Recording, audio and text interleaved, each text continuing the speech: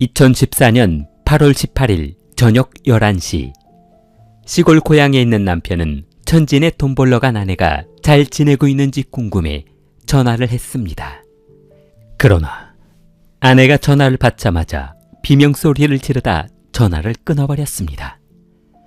너무 놀란 남편 쉬장은 아내가 전화를 받다가 넘어지거나 어디에 부딪혀 비명소리를 낸 것이 아닌가 걱정이 되어 다시 전화를 걸어봤습니다. 그러나 수차례 전화를 걸어도 아내는 전화를 받지 않았고 걱정이 된 남편은 아내가 묵고 있는 숙소 근처에 거주하고 있는 친척들에게 전화해 혹시 아내에게 무슨 일이 생겼는지 방문해달라고 부탁했습니다. 10분 뒤 친척들이 최링의 숙소를 찾아가 봤으나 집안에는 아무도 없었습니다. 사건이 발생한 것을 직감한 친척은 곧바로 허베이성 우차오현 경찰서에 신고했습니다.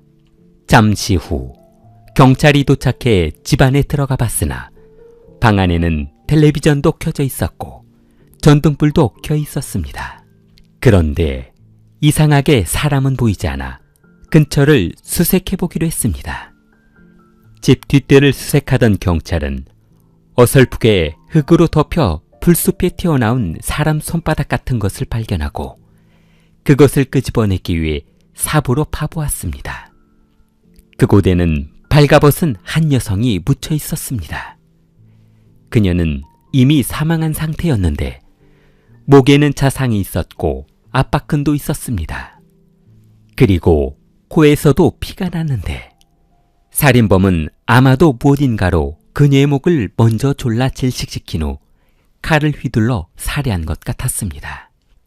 고인의 결정적인 사인은 과다출혈에 의한 사망으로 용의자가 그녀의 목을 조르기는 했으나 그때까지는 사망이 있지 않았고 뜻대로 되지 않자 흉기를 사용한 것 같았습니다. 현장 주변에는 구덩이를 판 후 버린 것으로 보이는 삽이 발견되었고 용의자의 것으로 보이는 움푹 파인 발자국만 남아 있었습니다. 친척들은 남편의 전화를 받고 집에 도착해 대문을 두드릴 때만 해도 집안에서 부스럭거리는 소리가 났는데 그 소리는 마치 삽으로 땅을 파는 소리 같았다고 했습니다. 범인은 친척들이 대문 앞에 도착했을 때까지만 해도 집안에 있었다는 것이었습니다. 아마도 범인은 문을 두드리는 소리를 듣고 도망친 것 같다고 했습니다. 경찰은 그렇다면 황급하게 도망갔을 용의자가 도주로로 이용했을 만한 곳은 대문이 아닌 담을 이용했을 가능성이 많을 것으로 보고 담벼락 주위를 조사해 보기로 했습니다. 현장을 둘러보던 경찰은 벽 위쪽에 이제 막 담을 넘은 것 같은 흙이 묻어있는 신발 자국을 발견했는데 자국이 워낙 뚜렷해 증거로 족적을 제초해 갈 수 있을 정도였습니다.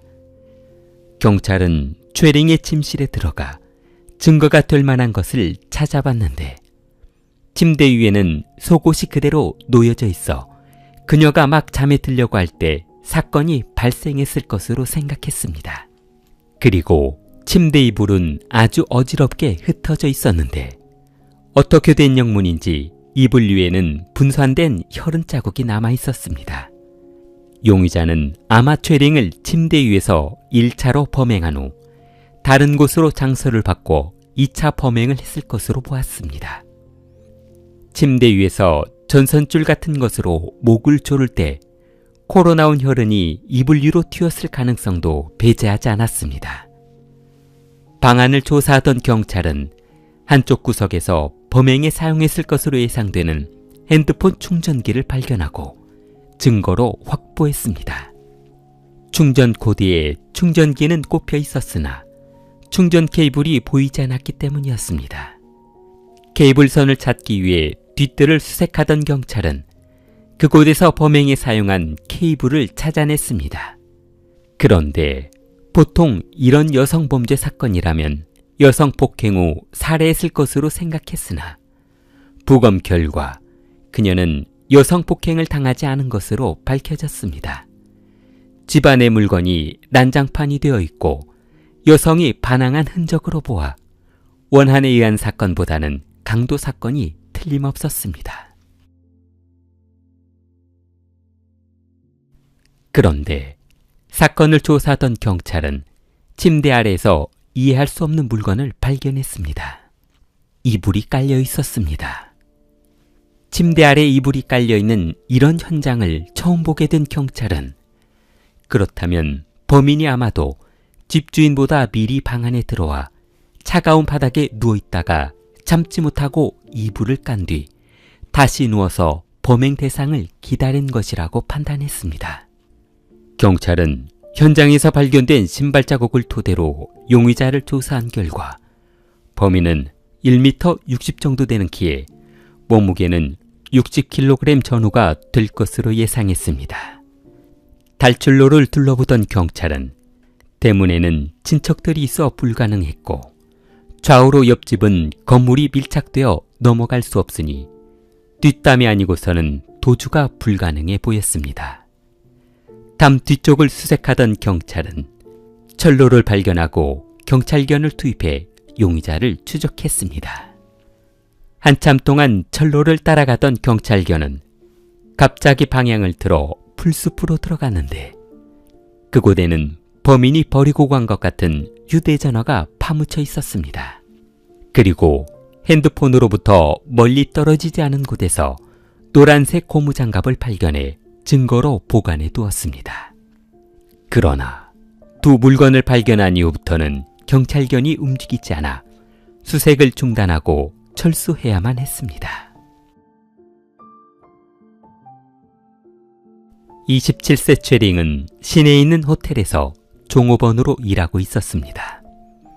그녀가 하는 일이라고 해봐야 손님에게 음식을 나르고 호텔 식당을 청소하는 일뿐이어서 호텔에서 맡은 업무는 그렇게 큰 비중을 차지하고 있지는 않았습니다. 동료들에게 그날 상황을 물어보기 위해 식당을 찾아간 경찰은 2명의 직원을 발견했는데 마침 카운터에서 일하고 있던 왕강이라는 젊은 직원이 있어 혹시 그날 알리바이가 어떻게 되냐고 물었습니다. 그러자 그는 자신을 의심한다며 기분 나쁜 말투로 저녁 9시에 퇴근해 호텔을 나온 후 오토바이를 타고 저녁 10시쯤 집에 도착했다고 했습니다. 식당 CCTV를 확인한 경찰은 오토바이를 타고 가는 그의 모습을 확인하고 왕강의 아내에게 전화해본 결과 그의 알리바이가 맞다는 것을 확인해 수사선상에서 제외했습니다. 주방으로 들어간 경찰은 주방 보조로 일하고 있다는 린다린을 불러 사건 당일 알리바이를 물어봤습니다. 그러자 그는 퇴근 후 집에서 텔레비전을 보며 쉰 게 전부라고 말했는데 잔뜩 긴장한 그의 행동이 이상했던 경찰은 무전으로 신원조회를 의뢰했습니다. 그러자 잠시 후 경찰서로부터 무전이 왔습니다. 리달린이라는 사람은 전과 이범에 절도죄로 풀려난 지 채 1년도 안 된다는 것이었습니다. 경찰은 조심스럽게 그날 있었던 일을 사장에게 물어봤습니다. 그러자 그들은 사장으로부터 이상한 이야기를 듣게 되었습니다.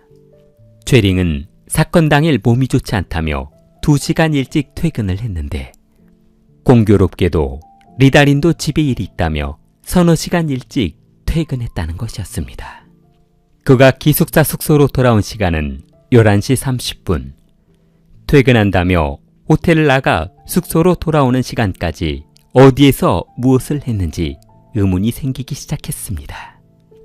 다시 리달린을 찾아간 경찰은 부모님이 자신의 알리바이를 해결해 줄 것이라고 했습니다. 그날 저녁 집에 머물다 PC방에 들른 후 숙소로 돌아갔으니 가서 확인해보면 알게 될 것이라고 했습니다. 그러자 리달린의 부모님 집을 찾아간 경찰은 부모님과 대화를 하던 중 진실을 숨기려는 듯한 행동을 보고 아마도 아들에게 부탁을 받고 진술을 하는 것은 아닌가 하는 생각이 들었습니다. 경찰은 그가 방문했다는 PC방에 들어가 사건 당일 영상을 조사해 봤습니다. 그러자 진짜 그의 말대로 PC방에서 게임을 하다 음료수 한 병을 손에 들고 나가는 장면을 보고 린다린도 용의자가 아니라고 판단해 수사선상에서 제외하기로 했습니다. 그런데 영상을 지켜보던 동료 형사가 잠깐 멈추라며 영상 속에 리달린이 신고 있는 파란색 천 운동화를 발견하고 그가 영상 속에 신고 있던 운동화와 범행 현장에서 발견된 운동화의 족적을 대조해보면 어떨까 한다며 그의 집을 방문해보자고 했습니다. 잠시 후 집에 있던 그의 파란색 운동화와 현장에 있던 족적을 대조해본 경찰은 두 신발이 일치하다는 것을 알게 되었습니다. 그리고 집 거실 유리그릇에 담겨있던 그녀를 살해하기 위해 챙겨갔던 충전 케이블을 추가로 발견했습니다. 증거가 확보되자 조사실로 끌고 간 경찰은 그에게 증거를 내밀고 자백을 유도했습니다. 잠시 후 리달린은 자백하며 모든 범죄 과정을 진술했는데 사건 발생 며칠 전 리달린은 퇴근을 준비하던 최링에게 술이라도 한잔하자며 말을 걸려고 다가갔는데 소지품을 정리하던 그녀 핸드백에서 천위안 200만 원이 들어있는 것을 보고 그렇지 않아도 최근에 돈 때문에 문제가 많아 고생하며 돈을 구하고 있던 차였는데 잘됐다며 이번 기회에 그녀의 돈을 빼앗기로 마음먹었습니다. 다음날 저녁 7시 리달린은 사장에게 집에 일이 있다며 주방에서 사용하지 않던 칼을 몰래 챙겨 조기 퇴근한 후 집에서 고무장갑과 인터넷 케이블선을 준비해 그녀 집으로 들어갔습니다. 그가 최링의 집에 아무 문제 없이 들어갈 수 있었던 이유는 그녀 집 현관문 자물쇠가 고장이 나 있다는 것을 미리 알고 있었기 때문이었습니다. 먼저 집으로 들어간 리달린은 숨어 있을 만한 곳을 찾던 중 침대 아래가 비어있는 것을 확인하고 칼을 숨긴 채 침대 바닥에 숨어 있었습니다. 그러나 시간이 지나도 그녀가 돌아오지 않자 바닥이 차가웠던 그는 옷장에서 이불을 꺼내 바닥에 깐 후 다시 들어누웠습니다. 잠시 후 전등불이 켜지자 숨죽이고 숨어있던 달리는 그녀가 잠들기만을 기다렸는데 그녀는 주방으로 가더니 밀린 설거지를 마치고 세면을 한 후에서야 옷을 벗은 후 침대에 누워 잠을 자려 했습니다. 그녀를 기다리다 미칠 것 같았던 달리는 더 이상 기다릴 수가 없어 칼을 들고 침대에서 나오려 반쯤 일어섰는데 그때 전화벨이 울렸습니다. 그 전화는 최링의 남편에서 걸려온 전화였습니다.